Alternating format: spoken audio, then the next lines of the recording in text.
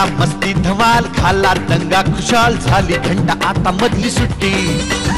घोरातून ये समोर दडलेले एक पोर, पाहिजे तयास मधली सुट्टी.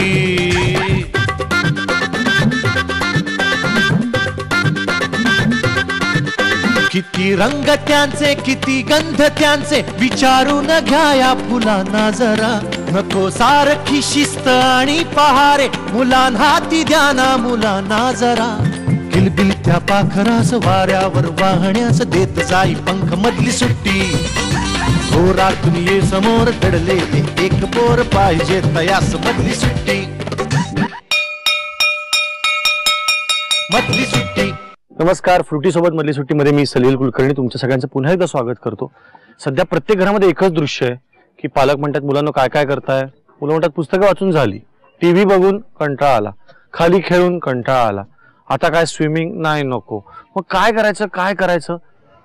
पालक दमलेत, कंटाळलेत की मुलांना नक्की कुठे पाठवायचं. सुट्टी मुलांना आवडते, पण काही पालकांना खूप टेन्शन येतं की मुलांना आता काय करायला द्यायचं. 24 तास मुलं घरी, पण काही मुलांना मात्र नवीन नवीन गोष्टी आत्मसात करायला, सराव करायला हे 24 तास पण कमी पडतात. डोंबिवलीच्या भोईर जिमखान्यामधले सगळे जिमनॅस्ट आज इथे आलेत पुण्याला, श्री शिवछत्रपती क्रीडा संकुल बालेवाडी इथे. ते सतत सराव करतायत. त्यांचं खाण्याचं टाइम टेबल आहे, व्यायामाचं टाइम टेबल आहे आणि सतत जिमनॅस्टिकची प्रॅक्टिस करतायत. इतकी छोटी छोटी मुलं एशियन गेम्समध्ये जाऊन आलेत, नॅशनल्स खेळलेत. आज मी सॉलिड एक्साइटेड आहे की आपल्या महाराष्ट्रातल्या इतक्या गुणी जिमनॅस्टची मला गप्पा मारायला मिळणार आहेत. चला.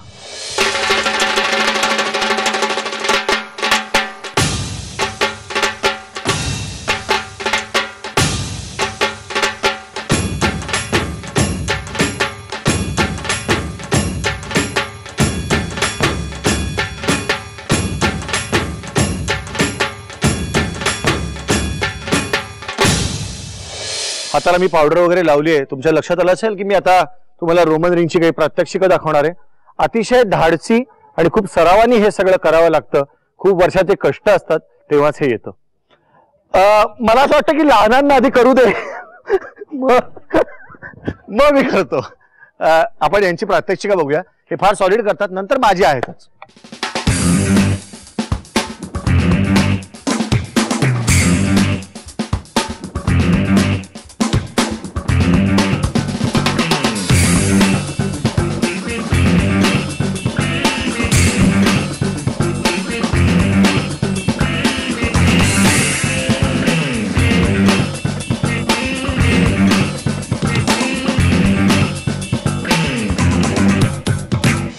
आज ओव्हरऑल माझा थकवण्याचा दिवस आहे. आता मी तुम्हाला एक कोरिओग्राफी करून दाखवतो नाही म्हणजे दाखवतो. कारण इथली जी मंडळी आहेत ती कोरिओग्राफी वेगळी करतात. आपण गाण्यावर कोरिओग्राफी अनेकदा बघतो, पण इथे योगा आहे, स्पोर्ट्स आहे आणि आर्ट आहे. हे सगळं एकत्र आहे. कारण इथली श्रावणी राऊत नावाची एक मुलगी आहे, ती इंटरनॅशनल लेवलला हे सगळं करते. तिने एशियन गेम्सला उत्तम परफॉर्म केलंय. अमेझिंग आहे सगळंच.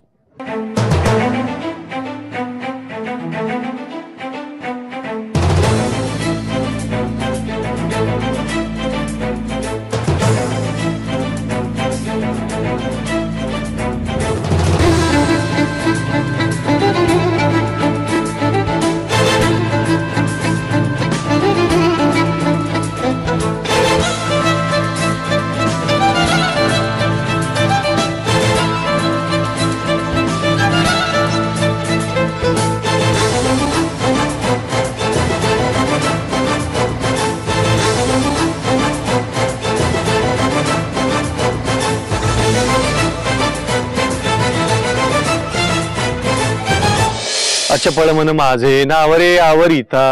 आपलं मनही आपल्याला स्थिर ठेवता येत नाही. शरीराची गोष्टच वेगळी. आणि इथेही छोटी छोटी मंडळी जी एशियन गेम्स लेवलला खेळलेली आहे, अशी एक छोटी मैत्रीण आपली भक्ती तिवारी. तिला मन तर स्थिर ठेवता येतच, पण बॉडी ती किती छान बॅलन्स करू शकते बघूया.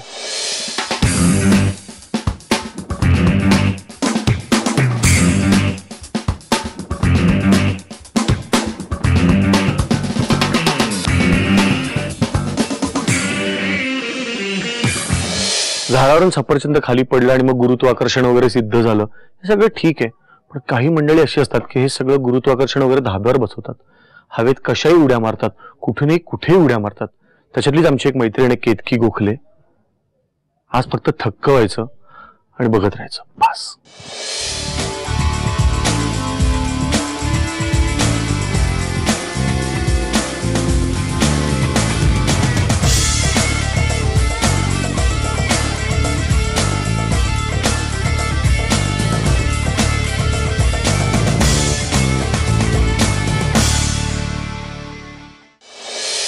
फ्रुटी सोबत मधली सुट्टीमध्ये आता मी गप्पा मारणारे माझ्या काही खास मित्रांशी.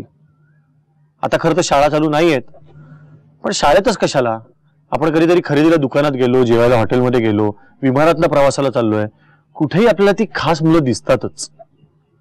त्याच्यामुळे आपल्याला रत्न शोधावी लागत नाहीत, रत्न उपस्थित असतातच. आपण फक्त एक वाक्य बोलायचं की ती रत्न आपल्याशी खूप बोलतात. तसाच माझा एक मित्र इथे आहे, आदित्य हिंगे. कसा आहेस तू आदित्य? बरं. धमाल करतोयस तू कॅम्पला जिम्नॅस्टिकच्या. काय काय करता रे तुम्ही? जिम्नॅस्टिक मध्ये कॅटफिल, हँडस्टँड कमान, हँडस्टँड रोल. एवढं करतोस? एवढ्याशा वयात कितवीत गेलास तू? फर्स्ट मध्ये आहे. आणि एवढं काय काय करतोस तू? आई व तुला भीती नाही वाटत? शूर आहेस तू? किती शूर आहेस? कोणासारखा शूर आहेस? राम बाप्पा. राम बाप्पा? अच्छा. मग इकडे काय काय करता तुम्ही? लवकर उठता सकाळी? हा. किती वाजता? सकाळी 5:30 ला उठायचं. 5:30 ला? आणि ब्रश करायचं 7 वाजता. 7 वाजता जिमला यायचं इकडे. तू तर मोठेपणी कोण होणार आहेस? आत्तापासून जिम्नॅस्टिक वगैरे शिकतोस तर काय जिम्नॅस्ट होणार तू? मग डेंटिस्ट आणि पोलीस. जिम्नॅस्टिकच्या कॅम्पला आलाय आणि डेंटिस्ट होणार आहे का? तो डेंटिस्ट का व्हायचंय? तू कार्टव्हील छान करतोस, हँडस्टँड करतोस, मग डेंटिस्ट काय एकदम? डेंटिस्ट म्हणजे फक्त मला पोलीसच व्हायचंय. एक मिनिट, डेंटिस्ट म्हणजे काय? दाताचा डॉक्टर. आणि पोलीस म्हणजे पोलीस. दोन्ही एकत्र कसं होता येईल? असं की चोराला पकडायचं मग त्याचा एक दात काढायचा असं? नाही, मग दोन्ही एक साथ. पण दोन्ही कसं होता येईल रे? आणि त्यातून जिम्नॅस्टिक शिकतोस तू? पोलीस म्हणजे जिम्नॅस्टिक सारखंच होतं ना काही. पण आई बाबांची काय इच्छा आहे? तू काय व्हावंस मोठेपणी? आई बाबा सांगतात की तू मोठा होऊन मिलिटरीच हो, आणि माझं पण म्हणणं आहे की मी मिलिटरीच होणार. क्या बात आहे. ही स्वप्न की तो मिलिटरीच होणार आहे, तो मिलिटरी जाणार पण नाही, तो स्वतः मिलिटरी होणार आहे. मला फार आवडलंय. आजी आजोबांना काय वाटतं की आदित्यनी काय व्हावं? त्यांना वाटतं मी पिक्चर मध्ये काम करा. केवढी प्रोफेशन्स आहेत आदित्य पुढे. आता कसं करणार आहे तू? कसं निवडणार? काय नक्की करायचं ते? 10-20 करून. 10-20 करून ना सरळ? मला असं वाटतं ना की आदित्यला काय काय वाटत असतंच, पण प्रत्येकच घरातला माणूस आदित्यमध्ये त्याचं प्रतिबिंब बघतोय. सगळ्या छोट्या मुलांमध्ये घरातली सगळी मोठी माणसं आपलं प्रतिबिंब बघतात. म्हणजे बाबा म्हणतो हाय जॉनी, आई म्हणते शंपू, आजोबा म्हणते खंडेराव, आजी म्हणते गणपू, आजी म्हणते जन्मभर काढल्या खस्ता केले कष्ट, तू म्हणजे त्या सगळ्याची शेवट गोड असली गोष्ट, नुसताच कथा पुराण झालं देव काही दिसला नाही, कुशीत येतोस तेव्हा कळतं कृष्ण काही वेगळा नाही. असंच आहे सगळ्यांचं, सगळ्या छोट्या मुलांचं. आता माझ्याबरोबर एक फार गोड मुलगी स्वामिनी मुळे. कशी असतो स्वामिनी? चांगली. काय चांगली? चांगली आहेस ना? मज्जा येते तुला जिम्नॅस्टिक करायला इकडे? हो. आणि आई बाबा तिकडे डोंबिवलीत आहेत ना? हो. मोठेपणी कोण होणार आहेस तू? सैनिक. काय? सैनिक म्हणजे काय? हे काय? सैनिक. अच्छा, लिहून दाखव. सैनिक. ओके. एवढी गोड हसणारी सैनिक असेल तर तो तुझं शत्रू समोर आल्यावर तो म्हणेल की तुम्ही इतके छान असता, असं कसं आम्ही आपण मारामारी करायची? याला काय अर्थ आहे? हो ना. काय करायला आवडतं तुला आत्ता सध्या? जिम्नॅस्टिक तर आवडतच. आणि काय आवडतं? गाणी? गाणी आवडतात. आवडतात? डान्स आवडतं. गाणं कुठलं आवडतं सगळ्यात? उंच माझा झोका. अरे वा. म्हणतेस का उंच माझा झोका? मग हो म्हण बरं. चांदण्याचा हुल होते कोळ्या पावली, माप मी ओलांडली, अंग दूर गेली बातुकली, खेळण्याचे होते वय अंगणाची होती सय, सोहळा मनात माझ्या घडेल साया, तवकले उंबऱ्यात मी पाहुणी नवी पाट जळू जन्मले नव्याने भरता परवट हाती अमृताचा वसा साथ देई माझ्या सखा त्याच्या कृपात डोळ्यात झुले उंच माझा झोका उंच उंच किती गोड, किती छान. ते उंच माझा झोका म्हणली ती गोड मुलगी ना, तशीच तू गोड आहेस. आता काय काय तयारी करणार सैनिक होण्यासाठी? सैनिकांची जी तयारी असते ती सगळी. पण सैनिकांना थोडं मोठ्या आवाजात ओरडायला लागतं, परेड असं ओरडायला लागतं. कसं ओरडणार दाखव मला. परेड ला आवाज आलेला आहे बाहेर. मग तू होशील बाबा सैनिक. मला खूप शुभेच्छा. तू नक्की सैनिक होशील आणि खूप गोड सैनिक होशील, माहितीये तू. All the best. आणि आता माझ्याबरोबर या सगळ्या छोट्या छोट्या मुलांची एक ताई आहे, स्वराली रावले. कशीच तू स्वराली? मज्जेत. कशी काय तू जिम्नॅस्टिक कडे वळलीस? आधीपासून खेळात तर आवड होतीच, मग आईने जिम्नॅस्टिक्स मध्ये टाकलं. मग इकडनं असा तो प्रवास सुरू झाला. आता कुठे आहे सध्या प्रवास? कुठपर्यंत येऊन पोहोचलीस? मी 2 स्टेट आणि 1 नॅशनल खेळली आहे. आता पुढची स्टेट साठी तयारी चालू आहे. आता सुट्टीत किती तास करते सराव? आता सध्या तर कॅम्प मध्ये सकाळी 3 तास संध्याकाळी 3 तास चालू असतो आणि ह्याच्या आधी पण आमची प्रॅक्टिस संध्याकाळी 7 ते 10 7 ते 9 वगैरे असायची. काय प्लॅन आहे आता पुढे जाऊन? इंटरनॅशनल तू जिम्नॅस्टिक तर खेळशीलच नक्की, मला खात्री आहे. तुमचा ग्रुपच इतका सॉलिड आहे, तुम्हाला इतकं अप्रतिम ट्रेनिंग आहे. बाकी काय करायचा विचार आहे? CBI ऑफिसर व्हायचं. आणि मग केसेस शोधून काढायला एकदम जिम्नॅस्टिकचा वापर असं नाही, जिम्नॅस्टिक बरोबर तसं क्राईम सारखं अशा क्राईमच्या ह्याच्यामध्ये पण खूप आवड आहे, असे मिस्ट्रीज सॉल्व्ह करायला, म्हणून मजा येते. लहानपणचं काय स्वप्न होतं? Miss India. मिस इंडिया पासून CBI मोठी जंप आहे. तू काय संदेश देशील तुझ्या ज्युनियर्सना जे खूप लेट, आता कारण तू खूप लेट जिम्नॅस्टिक शिकायला लागलीस, हो की नाही? तरी तू आता नॅशनल मध्ये अनेक वेळा खेळलीस. काय सांगशील तू एका लाईनीमध्ये सांग, काय सांगशील की काय केलं तर तुम्ही नक्की पुढे जा? फक्त हार्डवर्क, आपल्या कोच मध्ये डिव्होशन, जे करणार आहे त्यात नीट कॉन्सन्ट्रेशन आणि पूर्ण मनाची ताकद घालून जरी लेट चालू केलं तरी पण आपल्याला लगेच नॅशनल खेळता येते. ऑल द बेस्ट तुला. थँक्यू. CBI हो किंवा काय होशील, मिस इंडिया होशील किंवा मोठी जिम्नॅस्ट होशील माहिती नाही, जे काय करशील यासाठी ऑल द बेस्ट. थँक्यू. पुन्हा एकदा मस्त गावे हसावे झुलावे खुलावे किती वाटते उतरून ओझे वयाचे चलारे पहा कोवळे ऊन बोलावते. एकदा जिमखान्यात गेल्यावर जिम्नॅस्टिकचं वातावरण असतं, त्यामुळे तिथे तर कॉन्सन्ट्रेशन खूप चांगलं होतं आणि अभ्यास करताना जिम्नॅस्टिकमुळे कॉन्सन्ट्रेशन लेवल खूप वाढते. त्यामुळे अभ्यास करताना आम्हाला असा वेगळ्या मुलांसारखा असा वेगळा अभ्यास करावा लागत नाही, एकदा वाचलं की लगेच लक्षात राहतं. त्यामुळे जिम्नॅस्टिकमुळे कॉन्सन्ट्रेशन वाढतं आणि तिथे अभ्यासात पण फायदा होतो त्याचा. मधली सुट्टी मधली सुट्टी. फ्रुटी सोबत मधली सुट्टीमध्ये ब्रेक नंतर पुन्हा एकदा सगळ्यांचं स्वागत. खूप नॅशनल, इंटरनॅशनल, एशियन गेम्स हे खूप मोठे मोठे शब्द जे आपण फक्त टीव्हीवर ऐकतो आणि पेपरात वाचतो, अशा गेम्स मध्ये ऍक्च्युली खेळणारी ही सगळी गुणी गुणी मुलं मुली माझ्यासमोर बसलेत. मलाच खूप मस्त वाटतंय की एवढ्या भारी भारी लोकांबरोबर मला इथे आज बसायला मिळालं. तर मुलांना मला एक सांगा की तुम्हाला कसं वाटतं की आपण असं बारवर काय काय गोष्टी करत असतो आणि लोक असं आपल्याकडे बघत असतात, नेमकं काय तरी डोक्यात? ते तुम्हाला आवडतं का ते कोणाला तरी समोर बघतायत म्हणून आपल्याला करायला आवडतं? ते आम्हाला आवडतं करायला. किती आवडतं? खूप मजा येते. हो, जिम्नॅस्टिक करताना मजा येते. खूप मजा येते करताना, पण कधी जर असं काही बरं नसेल किंवा बॉडी पेन होत असेल तर मग असं वाटतं कधी कधी की नसावं आज सेशन. पण तरी मग इथे एकदा प्रॅक्टिस करायला लागलं की मग तो सगळा आळस निघून जातो आणि मग असं वाटतं अरे मजा येते, अजून करूया आणि मग कधी वेळ जातो कळत नाही. बरं, पण इथे इंटरनॅशनल कोण कोण, एशियन गेम्स वगैरे कोण खेळलं मला सांग?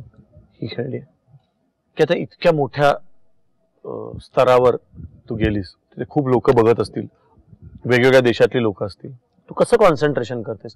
पहिलं दडपण आलं थोडं, नंतर पण कॉम्पिटिशन मध्ये जेव्हा उतरलो तेव्हा तर नेहमी पहिले देवाचं नाव घेऊन स्टार्ट करायची अशी सवय. मग नंतर काही एकदा कॉम्पिटिशन मध्ये उतरलो की काही दिसत नाही, फक्त कॉम्पिटिशन एक कॉम्पिटिशन दिसते. तर सर मला पहिल्यांदा सांगा की तुम्ही जिम्नॅस्टिक कडे कसं बघता, काय म्हणून बघता? मेनली पॅशन, कारण हे स्वतः मीही परफॉर्म करायचो, मी आयुष्याचे 15 वर्ष ह्या खेळात टाकले, त्यानंतर पुरस्कार घेतला, आंतरराष्ट्रीय स्तरावर गेलो आणि ते पॅशन वाढत वाढत गेलं. आणि आता असं वाटतं की मला नाही जमणार, पण या छोटे सगळे मित्रांना मी माझ्याहून पुढे न्यायचा प्रयत्न करणार आहे आणि आणखीन मोठे चॅम्पियन बनणार. त्यामुळे पॅशन वाढतच चाललंय, कारण every new child is a new opportunity. असं करत करत करत आम्ही इकडे तुम्हाला फ्रॅक्चर झालेलं हे याच्यात, हा, हे बरोबर टायमाला फ्रॅक्चर झाला जेव्हा 10वीत होतो मी आणि एक आंतरराष्ट्रीय स्पर्धेची तयारी चाललेली. खूप दमलेलो, पण एक क्रीडा प्रकाराचं मला परफेक्शन घेण्यासाठी 2दा 3दा 4दा आलं, पण ते परफेक्शन येत नव्हतं. म्हटलं की आता नाही, सोडायचं नाही. पण तीच माझी चूक झाली. जेव्हा दमलो तेव्हा थांबायला पाहिजे होतं, स्वतःला समजून घ्यायला पाहिजे होतं, स्वतःच्या कॅपॅसिटी. आणि त्या चुकीने मला एक वर्ष भारी पडला. पण हरकत नाही, ते झालं, रिपेअर झालं. त्याच्यानंतरही मी 8 वर्ष सतत प्रॅक्टिस केली आणि आता त्या स्तरावर येऊन बसलोय. तुमच्या आता ह्या मुलांकडे जेव्हा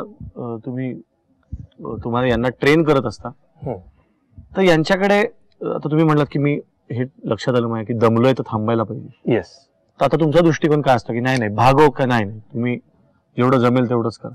आता चांगलाच एक्सपिरियन्स आलाय. प्रत्येक मुलाची खरी कॅपॅसिटी केवढी आहे ती आता ओळखता येते. आमच्याकडे याच्यासाठी चांगल्या मेथड्स आहेत. कोणाचा स्टॅमिना जास्त आहे, कोणाची एन्ड्युरन्स जास्त आहे, हे सगळं अगोदर खूप याच्यावर आम्ही विचार करतो आणि मगच त्याच्यावर ते ट्रेनिंग लोड आम्ही देत असतो. कधी कधी नाटकं करतात मुलं, तेव्हा मला समजून येतात की हा खरा दमला नाहीये, ह्याला आज आराम करायचा. तेव्हा मग आम्ही त्याला डिप्लोमॅटिकली हँडल करून त्याकडनं करून घेतो. पण जेव्हा तो खरा दमलेला असतो, आमच्या नजरेत प्रत्येकाचा टाइम फेज असतो, आपापल्या वेळेनुसार ते सरांनी सायकल घेतलंय तुम्हाला, प्रत्येकाचा टाइम फेज असतो. पण तरी कोणीतरी एक्स्ट्रॉर्डिनरी नौटंकी यांच्यात असणारच आहे, कारण हे सगळेजण खूप असे भाबडेचे चेहरे करून बसलेच असतात. पण कोणीतरी असं असणारच आहे की जे तुमच्या सगळ्या मेथड्सच्या पलीकडे नौटंकी आहे. पलीकडे आहेत ना, हा प्रेम आहे, ओमकार आहे. तो आल्यावरच काहीतरी दुखतं म्हणूनच येतो, मला काहीतरी दुखतंय, पण एक अर्ध्या तासाने तो एवढा ट्यून होऊन जातो प्रॅक्टिस मध्ये की त्याला ते दुखणं आठवत नाही. परत प्रॅक्टिस संपल्यावर आपण आठवण करा दुखत होतं ना, अरे हो हो. तुमच्या अभ्यासात सगळ्यात हुशार कोण आहे की वर्गात पहिलं येतं वगैरे असं?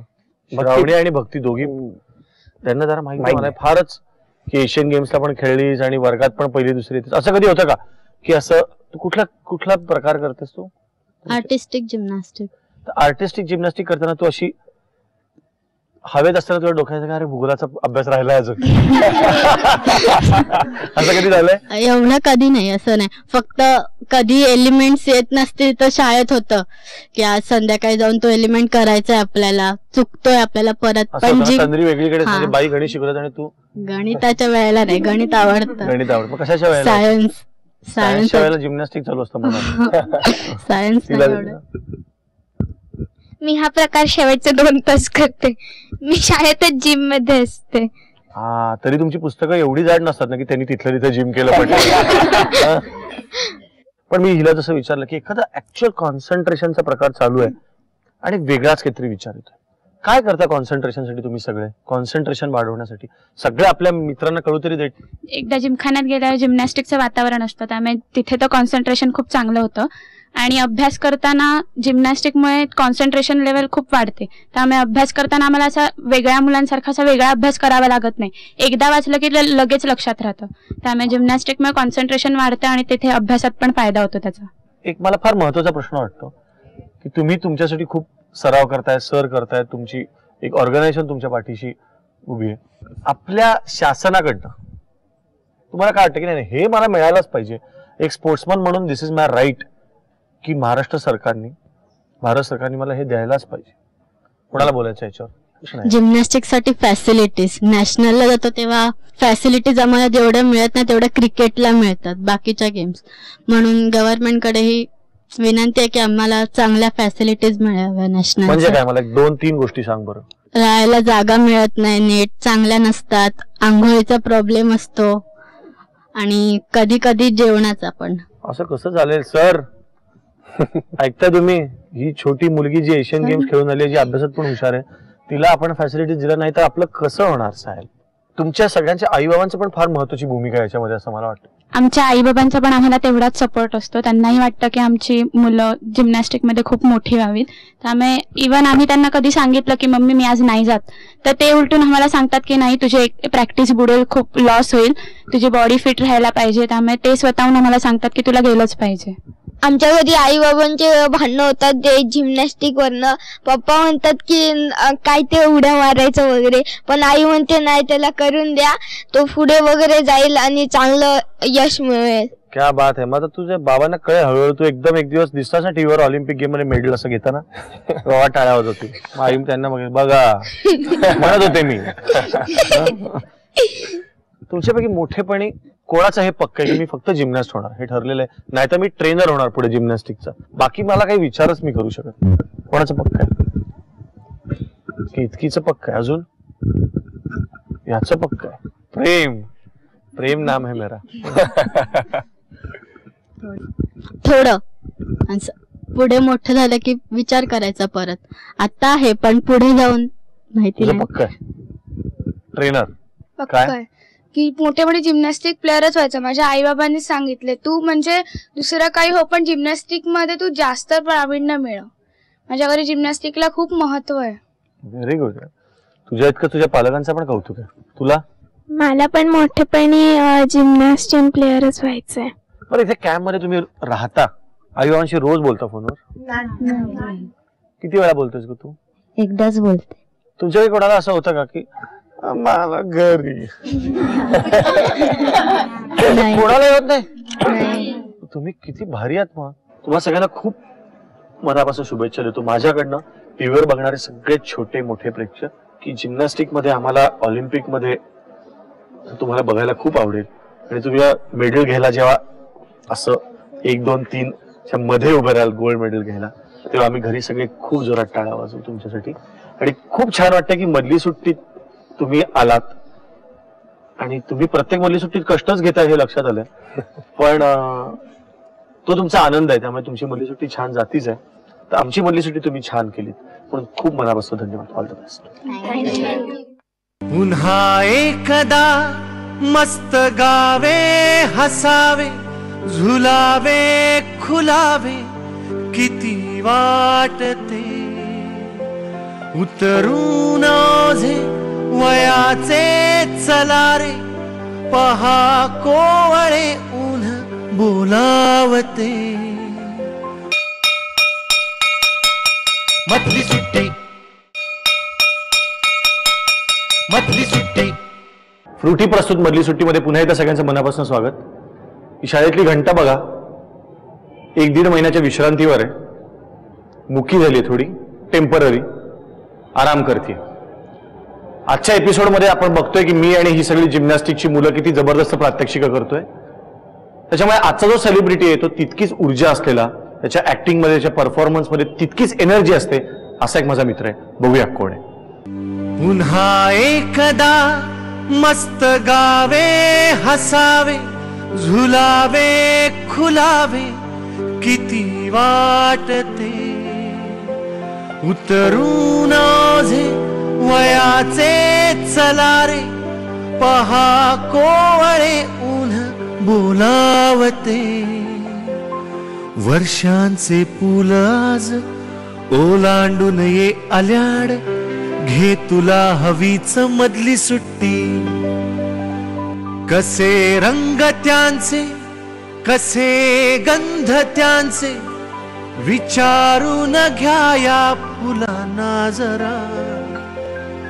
नको सारखी शिस्त आणि पहारे, मुलां हाती द्या ना मुलांना जरा. किलबिल त्या पाखरास वाऱ्यावर वाहण्यास, देत जाई पंख मधली सुट्टी. थोरातून ये समोर दडलेले एक पोर, पाहिजे तयास मधली सुट्टी. ए संत्या, अहो संतोष जुळेकर, माझ्या शाळेत तुझं स्वागत आहे. अच्छा माझं स्वागत करतोय तू. मला एक सांग, आम्ही मे महिन्यात इतकी सगळे धमाल करतोय, सुट्टीत कल्ला करतोय, तू शाळेत काय करतोयस? तीच तर गंमत आहे सगळी. जेव्हा वर्गात सगळे असायचे, शाळेत सगळे असायचे, तेव्हा नेमका मी नसायचो, म्हणजे कधी कधी पण. आणि आज शाळेत कुणीच नाही आहे, फार कमी लोक आहेत आणि मी आज वर्गात आहे. काय आठवतं रे शाळा म्हणल्यावर पहिली आठवण काय येते पटकन? पहिली आठवण असं नाही, सगळंच पहिलं येतं शाळा म्हटल्यावर. म्हणजे एकतर शाळेत असताना ते टेन्शन्स, त्या अभ्यासाचे टेन्शन्स, गृहपाठ किंवा जर तो नाही केला तर 25-25 वेळा परत लिहून आणायचा. पण तू घ्यायचंच टेन्शन? मला वाटत नाही तू घेत असशील. नाही, टेन्शन घ्यायचो, करायचं काय, ते काहीतरी घेतलं पाहिजे. मी जेवढा माझ्या शाळेत आलो ना तेवढे माझे पालक आले. म्हणजे तुला एक किस्सा सांगतो. काहीतरी झालं होतं आणि मला नेहमीप्रमाणे साराबादप्रमाणे किंवा समज म्हणतो आपण तसं की पालकांना घेऊन ये म्हणून सांगितलं. आता काय करायचं, तर खाली तुमच्या बिल्डिंगच्या खाली एक इस्त्रीवाला होता, मित्र होता, त्याला घेऊन आलो मी. आमच्यापेक्षा वयाने मोठा होता, त्याला घेऊन आलो, माझा मोठा भाऊ म्हणून. त्यांनी पण सॉलिड ऍक्टिंग केली होती. पहिला धडा मी त्याच्याकडूनच गिरवला अभिनयाचा. त्यांनी अगदी ऐकतं ना, हो का, बरं बरं असं बरं काय रे, आणि फाडकन त्यांनी मला मारलं. सरांना पण असं, नाही मारू नका असं नको, तुम्ही मारू नका, त्याला समजावून सांगा. सर कन्व्हिन्स्ड होते. हा, सरांना मारलं तर सर म्हणजे अरे हो हा आज भाऊ, हा खरा भाऊ. आणि मग बाहेर पडल्यावर मी काय हा एवढा, अरे नाही सरांना जर खोटं वाटलं असतं तर म्हणून मारलं. पहिला सीन तू केला असं, तू आणि इस्त्रीवाला असा केला पहिला सीन. त्यामुळे तिथून सुरुवात झाली. माझे 2 मित्र फार जवळचे, मंदार घोगळे आणि चेतन ठाकूर. तर तुला खरं सांगतो, माझ्या आईवडिलांनी फी भरली, मला शाळेत पुस्तकं विकत घेऊन दिली, शाळेचे कपडे, अगदी खाऊ पिऊ घातलं सगळं. पण शाळेत मी शिकलो, जे पास झालो, त्याचं श्रेय मी मंदारला देतो. आणि तो एक हुशार मुलगा, त्याचे पेपर पाहून त्याची कॉपी करून मी शिकत आलो. आज आपण एकदा परत तसेच आम्हाला बघायचंय की संतोष जोळेकर, चेतन ठाकूर आणि मंदार घोगळे. मलाही आवडेल. बोलूया त्यांना प्लीज प्लीज.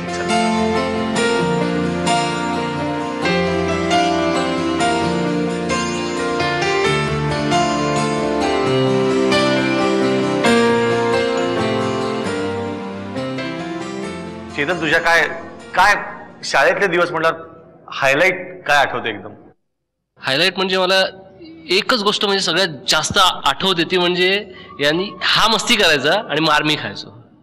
म्हणजे एव्हरी टाइम कोणतरी म्हणजे सर येऊन मला धोपटायचे आणि मी त्यांना कन्व्हिन्स करायचो की बाबा मी काही नाही केलेलं आहे, पण मी नाव पण सांगू शकत नव्हतो कोणी केलंय, कारण की हा मिमिक्री मास्टर, हा आवाज काढायचा आणि त्याचे दोषी आम्ही ठरायचो. मला आमचे सर होते, मला आठवतात, मांजरवा नावाचा एक धडा होता, मांजरवा. हा, तर सर आमचे त्यांचे पाटील सर, हा मराठीला, ते आले. आज आपण धडा शिकूया, जाऊ मांजरवा, तुम्ही असं इथे, आम्ही नाही जा. ओरडलो, कोण बोलला रे, कोण बोलला, गप्प उभे राहा, सगळ्यांना पट्ट्यात येईन मी. नाव नाही सांगितलं, याला म्हणतात मैत्री. आम्ही वर्ग चालू असताना ना, मी कावळे बोलवायचे. म्हणजे 2 पिरियड तासाच्या मध्ये सर किंवा मॅडम वर्गावर येईपर्यंत वेळ असायचा, कावळ्याचा आवाज काढायचो, कावळे जमा करायचे इथे खिडकीत. डोळ्यात दिसत नाही की तुला आवाज आहे कावळ्याचा?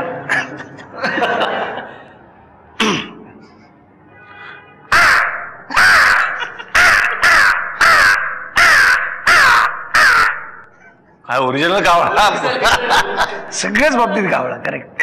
पण एक तिघांनी केलेली एकत्र एखादी मोठी खोडी किंवा एखादा दिवस असा आठवतो का की हा दिवस आम्ही कधी विसरणार नाही? अशी सगळ्यात मोठी गोष्ट याची ती आहे की मला त्यांनी कसं उल्लू बनवलं. म्हणजे आता ऍक्च्युली उल्लू बनवलं, तो बोलला की मला बनवलं, काय कळलं नाही. त्यांनी ऍक्च्युली काय केलं, ऍक्च्युली हा ब्राह्मण आणि याच्या गळ्यात जाणवं होतं ना, तर मला बोलतो एक काम कर चेतन, आपण असते ना काहीतरी मंत्र म्हणतो ना, तो मला मी हा मंत्र म्हणून आपण कोणाला दिसणार नाही. मंत्र बोलल्यानंतर आपण काय होणार आणि कोणाला दिसणारच नाही. हे कितवीतलं सांगतोस तू? हे मला वाटतं 7वी. मला याच्या लक्षात येतं हा खूप बनेल होता आणि तू खूप बोळा होता 8वीत. ऍक्च्युली यांनी आपलं जाणवं दिलं, आम्ही पकडलं आणि हा मंत्र बोलतोय आणि आम्ही आपलं चाललोय खुल्लेआम. क्या दृश्य होता. हा, एरवी आपण कसं म्हणजे जाताना बघतो ना, आता बाबा आपण बंद करतो कॉलेज, शाळा आपण बुडवतो आणि चाललोय, लपून लपून जाणार. तर हा आम्ही एकदम आयटीत चालू स्टेशनवर आणि सगळे सर वगैरे पण जात आहेत आणि आम्ही एकदम असं दाखवतोय की आम्ही दिसत नाही, मिस्टर इंडिया. आणि संतोषचा आणखीन एक मला किस्सा सांगावा असं वाटतो. ऍक्च्युली आपण लायब्ररीत जायचो, म्हणजे म्हणजे 10वीला असताना आम्ही अभ्यासासाठी लायब्ररीत जायचो, बरोबर. तर लायब्ररीत जायचो तेव्हा हा मिमिक्री वगैरे पण करायचा. तर कुठे ऑर्केस्ट्रा लागला की तिथे हा बोलायचं, चेतन चल ऑर्केस्ट्रा लागलाय तिथे, आपण जाऊया. आणि ऑर्केस्ट्रा चालू असला ना आम्ही घरात सांगितलं, बोलायचं त्या ऑर्केस्ट्रावाल्यांची. हा मी सांगायचो की अरे माझा मित्र आहे ना, त्याला मिमिक्री चांगली येते, त्याला करू दे मिमिक्री. त्या लगेच याला ते उभी करायचे. आम्ही बघा म्हणजे घरात माहिती आम्ही लायब्ररीमध्ये आणि रात्री आम्ही ऑर्केस्ट्राला जायचो. मग हा आपला तिथे पूर्ण ऑर्केस्ट्रा हलवून टाकायचा. म्हणजे 5-10 मिनिटं याला द्यायचे, पण याची मिमिक्री एवढी पॉवरफुल असायची ना की सगळ्या पब्लिकला खुश करून टाकायचं. आणि शेवटी पाकिटाची वेळी यायची तेव्हा आपल्याला 20 रुपये ते 20 रुपये याला द्यायचे, 20 रुपये 10-20 रुपये. म्हणजे रात्री आमच्या घरी जाऊन बाल्कनीत बसून आपली ती भेळ खात बसायची आणि रात्रभर जागवत बसायचा.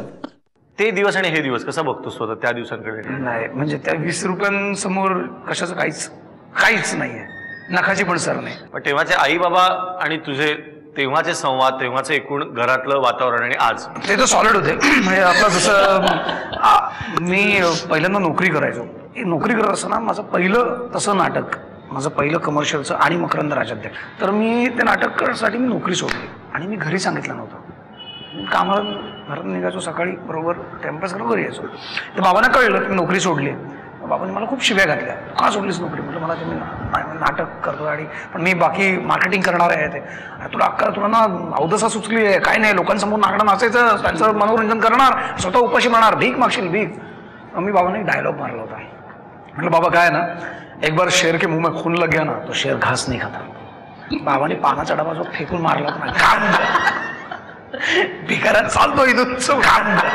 मला आज असं वाटतं की भरपूर पैसे कमवायचे आहेत. म्हणजे आई बाबांना जे ते मिळू शकले नाहीत किंवा त्यांना हवं होतं पण ते नाही, आमच्यासाठी सॅक्रिफाईस त्यांनी जे केलं असेल, मग ते सगळं आई बाबांना द्यायचं.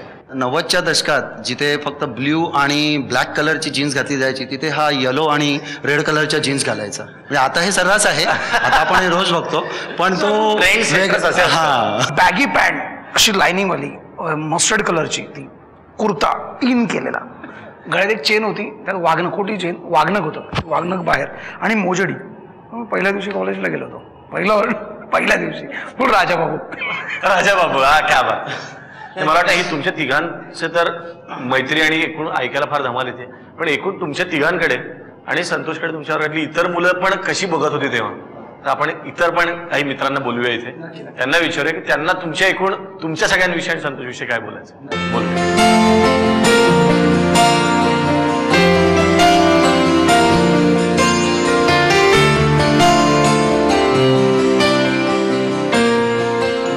शाळेतला संतोष म्हटल्यावर पटकन काय आठवतं? हायलाईट म्हणजे एकतर वेगवेगळ्या ॲक्टरची नक्कल करणारा होता आणि मधल्या सुट्टीमध्ये फार म्हणजे वेगवेगळे गाणी वगैरे आम्ही बोलायचो, गायचो. बरेच आमचे मित्र होते, पण व्यवस्थित कपडे घालणारा, म्हणजे व्यवस्थित राहणारा, कॉलर वगैरे व्यवस्थित वगैरे नॉर्मली यायचं आणि स्टाईलमध्ये नाही, पण असा सभ्य वाटणारा. पण तेच मधल्या सुट्टीमध्ये एकदम टाईट कॉलर आणि हिरोनचा आवाज काढणारा याच्यासारखा आमच्या शाळेमध्ये कुणी नव्हता. कुठलाही आमचा कार्यक्रम सगळे हिरोनचे आवाज मगापासून म्हणतो. कोणाकोणाचे आवाज काढत असतात? एक किस्सा होता, तो खरा होता साक्षात जॉन लिव्हर यांचा, की एक नीलकमल, एक जेव्हा ही फिल्म बनवली तेव्हा या फिल्मसाठी हिरो पाहिजे होता आणि तो आम्ही हिरो गेलो होतो. पहिल्यांदा इंडस्ट्रीतल्या सगळ्या नामवंत कलाकारांना प्रेफरन्स दिला. तर तर हा डायलॉग दिला की नीलकमल मुझे मालूम था तुम जरूर आओगी. हा डायलॉग जो कोण चांगलं बोलून दाखवेल त्याला आम्ही हिरो बनवू. सगळे आले होते. तर त्या पहिल्यांदा राजकुमार साहेब, नीलकमल हमें मालूम था कि तुम जरूर आओगी, अगर नहीं आती तो एक बार तुम शेर के पंजों से बच सकती हो, मगर राणा के नहीं, क्योंकि हम राणा है. ठीक है राणा. क्या बात आहे. मी आता समजू शकतो की का ऑर्केस्ट्रामध्ये काय धमाल करत असेल तो. तो शाळेत कुठला विषय असा होता की अजिबात आवडायचा? गणित. अजिबात. बीजे गणित. हिंदी आवडायचं खूप. पण हिंदीच्या टीचर आठवतात? हिंदीच्या टीचर आठवतात ना, पाटोळे मॅडम. त्या आपण होत्या टिपणीस मॅडम म्हणतात, त्यांना बोलूया, पाटोळे मॅडमला बोलूया. तर प्लीज पाटोळे मॅडम तुम्ही येऊन आम्हाला इथे काही खास किस्से सांगा.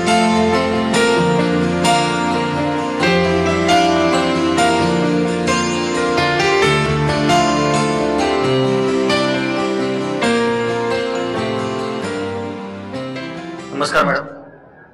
तुमच्या मनात काय यांची आठवण आहे एखादी? सगळ्यांचे चेहरे माझ्या पक्के लक्षात आहेत. नाव हा चेतन ठाकूर माहीत आहे चांगला. संतोषचा तर प्रश्नच येत नाही आहे, माहितीच आहे. कारण शाळेमध्ये अगदी 5वीपासून त्याला शिकवलेलं आहे 9वीपर्यंत. 5वी 6वीला मराठी शिकवलेलं आहे, 9वीपर्यंत हिंदी शिकवलेलं आहे. पण त्या काळामध्ये असं कधी मनात आलं नाही की संतोष एवढा मोठा म्हणजे आम्हाला कुठे टी व्हीवर किंवा स्क्रीनवर दिसेल वगैरे. आणि हा 10वीला असताना ना आम्ही 1 ऑगस्टला लोकमान्य टिळक पुण्यतिथी आम्ही ज्या स्पर्धा भरवल्या होत्या त्या स्पर्धांमध्ये वक्तृत्व स्पर्धेत ह्यांनी पहिल्यांदा भाग घेतला होता. ही गोष्ट मला अगदी खूप प्रकर्षाने आठवते, कारण तोपर्यंत आम्ही एवढ्या वक्तृत्व स्पर्धा वगैरे घेतल्या पण संतोष नाही कुठे. त्याच वक्तृत्व स्पर्धेत त्याने भाग घेतला आणि मग असं त्यावेळेला वाटवलं अरे बापरे हा आपल्याला कळलाच नाही इतके वर्ष. आणि आता वेळ आहे फ्रुटी संगे मधुर आणि खटाळ आठवणींची. आपला फ्रुटीचा अत्यंत इंटरेस्टिंग गेम आहे, त्याच्यामुळे आपल्याला अनेक लोकांच्या अनेक आठवणी कळत आहेत. तशीच संतोषची पण एक आठवण कळणार आहे. ही फ्रुटीची बाटली गोल फिरवल्यावर हे फ्रुटीचं बाटलीचं डोकं जिथे थांबेल ती व्यक्ती आपल्याला आठवण सांगणार आहे. गेम सुरू करूया. क्या बात है. ठाकूर साहेबांकडनं आपल्याला ऍक्च्युली माझी खास आठवण म्हणजे आता हा गाडीतून आलेला आहे, मोठ्या गाडीतून आलेला आहे, पण तेव्हाही तो गाडीतूनच यायचा. नाही किस्सा असं मी सांगू. कारण तेव्हा गाडीत नाही यायचो, पण ती 3 चाकी होती. माझे बाबा म्हणजे आमची रिक्षा होती, त्या रिक्षातून कधीतरी बाबा जाताना मला सोडायचं. पण त्याचा किस्सा मला पण आठवतो. माझा मामा होता, मामा माझ्याकडे राहिला होता, प्रवीण मामा. तो पण मग बाबा घरी असल्यामुळे तो कधीतरी तो जायचा. तर त्यालाही पाठवायची डबा घेऊन मधल्या सुट्टीच्या अगोदर 1 पिरियड अगोदर हा यायचा. आणि हा कधीच वर्गात हा खिडकीत यायचा. संतोष शिकवताय तिथे, संतोष डबा. मी आपलं घेतो. तर एकदा मॅडम ओरडला, अहो कोण? मी मामा यायचा. मग काय चाललंय? नाही आईने डबा दिलाय, तो डबा दिला. मग खिडकीत ना का दिलाय, वर्गात येऊन द्या ना.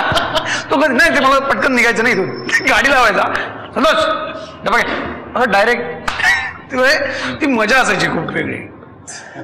खूप मजा आली. आणि एक मला लक्षात आलं की त्यांनी खूप जास्त खोड्या सांगितल्या, पण या खोड्या चालू असतानाच त्याच्या मनामध्ये कुठेतरी एक ध्यास होता की आपल्याला काहीतरी मोठं करून दाखवायचं आहे, आईबाबांना खूप आनंदात ठेवायचं आहे. आणि त्यांनी कष्ट घेऊन नोकरी सुरू केल्यानंतर नोकरी सोडून ऍक्टिंगमध्ये जाऊन खूप कष्ट घेऊन आज तो संतोष जुवेकर मोठ्या स्क्रीनवरचा बनलेला आहे. तर मला पण तुझा खूप अभिमान आहे. थँक्यू. All the best. परीक्षेला 30 दिवस, मग 6 पेपर. 30 दिवस 6 पेपर, 30 दिवस 6 पेपर, मग सुट्टी. पानावर पान, डोक्यावर ताण, आधी दाण मग सुट्टी. 8 दिवस मग 6 पेपर, 8 दिवस 6 पेपर, मग सुट्टी. मधली सुट्टी, मधली सुट्टी. आणि आता आपण खेळणार आहोत फ्रुटी बरोबरचा आपला धमाल खेळ. इथे फ्रुटीचे सगळे टेट्रापॅक ठेवलेले आहेत. आपल्याकडे 2 टीम्स आहेत.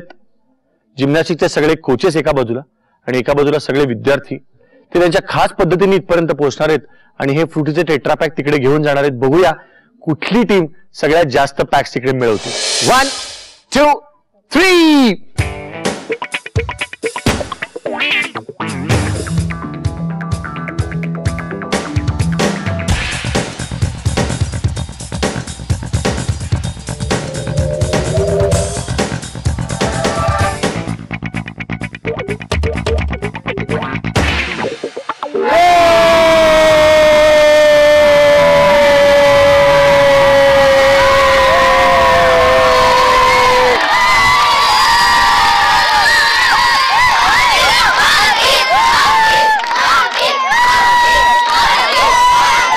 झालं असं की गेम सुरू व्हायच्या आधी इकडची मुलं सगळ्या दादांना दादा चेअरिंग करत होते. हे म्हणले आमचं काय नाव ठेवू? म्हटलं तुमचं नाव मंकीज ठेवा, कारण ते इतके छान उड्या मारतात. आणि ते मंकीजनी मॅच अशी काही जिंकली आहे की त्यांनी जेव्हा इथे 6 पॅक आणले तेव्हा दादांचे फक्त 4च पॅक आले होते. त्यामुळे ऑब्व्हियसली मुलांनी कम्प्लीट धुतलाय. पण खरं तर या खेळामध्ये हार जीत महत्वाची नाहीच आहे, कारण यांच्याही चेहऱ्यावर स्माईल आहे, यांच्याही चेहऱ्यावर स्माईल आहे. तेव्हा महत्वाचं आहे ते या मोठ्यांनी लहानांना शिकवणं, यांनी शिकणं, सुट्टी सगळ्यांनी धमाल करणं आणि या सगळ्यापेक्षा महत्वाची ती आपली आपण काय धमाल करतोय ना या क्रीडा संकुलातल्या सगळ्या छोट्या छोट्या जिम्नॅस्ट बरोबर, आणि यांची धमाल चालूच आहे. आणि बाहेर सगळ्यात आमच्या छोट्या मित्रांची उन्हाळ्याच्या सुट्टीत खूप धमाल चालू आहे, मला कल्पना आहे. आणि या सगळ्या तुमच्या मजेत अजून तुम्हाला खूप मजा आणण्यासाठी इंडियन मॅजिक आहे मोशन पिक्चरचा चिंटू हा पिक्चर येतोय. श्रीरंग गोडबोलेंनी दिग्दर्शन केलंय आणि मला खूप मजा आली, कारण मी याची गाणी संगीतबद्ध केली आहेत, संदीप खरेने लिहिली आहेत, आणि ज्या प्लेबॅक सिंगरनी गायले तो आज माझ्याबरोबर आहे. त्याचं नाव आहे शुभंकर कुलकर्णी, आणि त्याच्याबरोबर आज गायला सई आलेली आहे, मयुरी आलेली आहे. आणि तुम्हाला माहितीये का आपल्याला परीक्षा सगळ्यांना का आवडते? कारण आपल्याला परीक्षेच्या पलीकडची सुट्टी दिसत असते. त्यामुळे आपण म्हणतो की एकदा ही परीक्षा गेली की मग सुट्टी. या सुट्टीवरचं एक गाणं आहे, ऐकूया.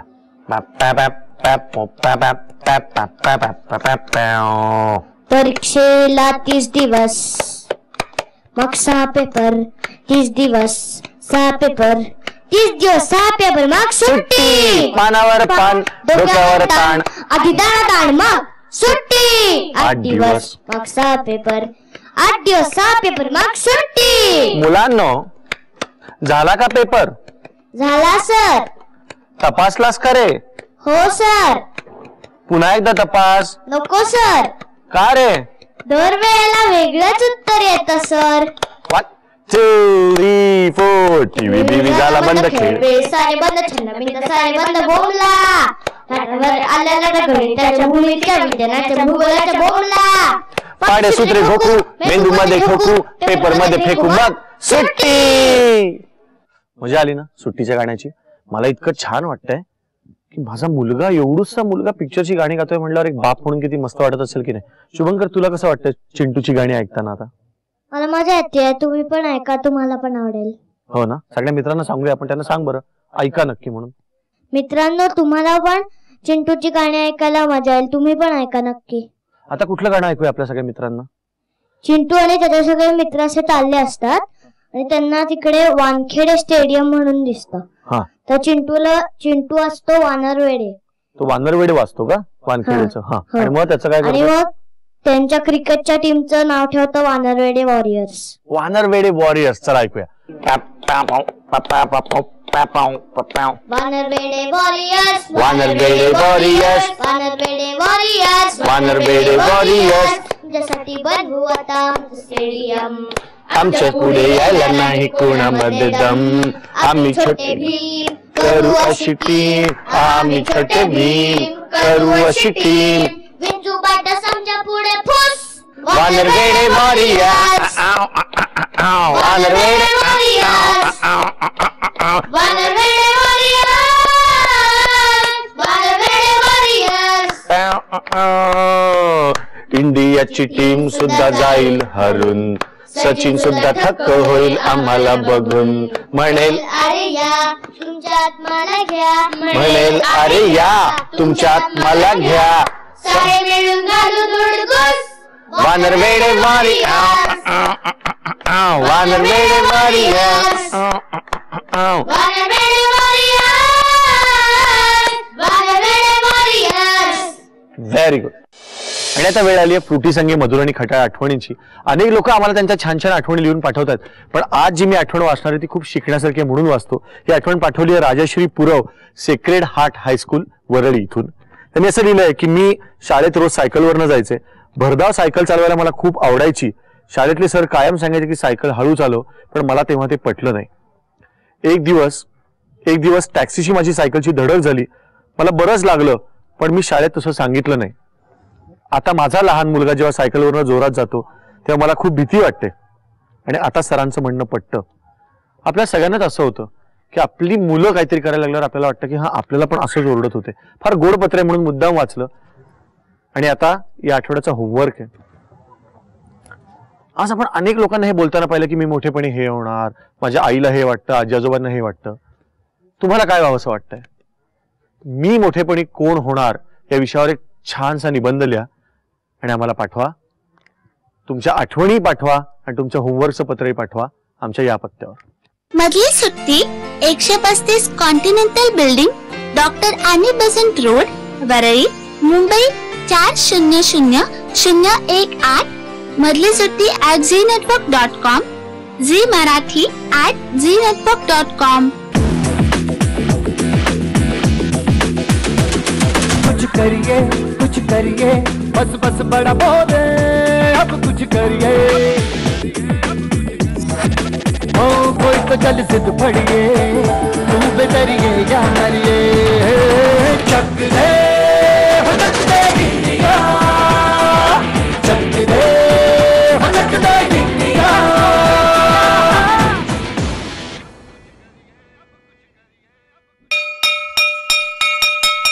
मधली सुट्टी